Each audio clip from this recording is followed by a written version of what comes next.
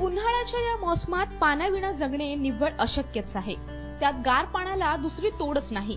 मात्र गरमीचा पारा आता एवढा वाढत चाललाय की घरातून अगदी बर्फाचं पाणी जरी बाटलीत भरून घेतलं तरी काही तासातच ते गरम होणार हे नक्की। पण जर आम्ही तुम्हाला एक असा पर्याय दिला ज्यात पाणी थंडच राहिलं तर? आता या बाटल्यांकडे जरा नीट बघा। अतिशय आकर्षक रंगवण्यात आलेल्या या बाटल्या तुमचं जितकं मन मोहून घेतील त्याहूनही अधिक या बाटल्या त्यातील गार पाण्याने तुमचं मन तृप्त करतील, कारण या बाटल्या बनवण्यात आल्या आहेत मातीने।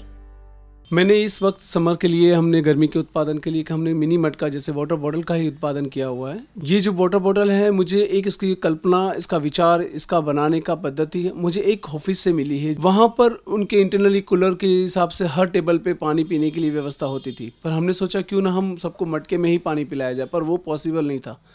तो मैंने एक छोटी सी ही वाटर बॉटल बनाई है जो मिट्टी की है।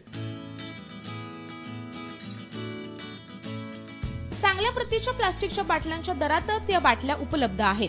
त्या तुमच्या बॅगेमध्ये तर राहतीलच, पण ऑफिस डेस्कची शोभाही वाढवतील।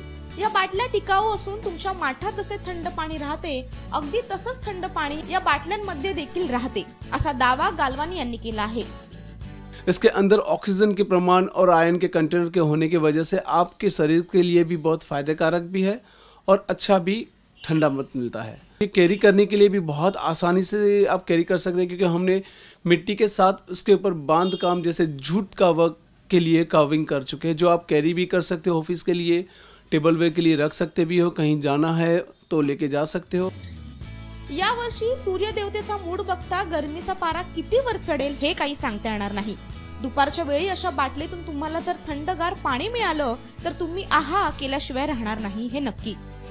मुंबई लाईव्ह।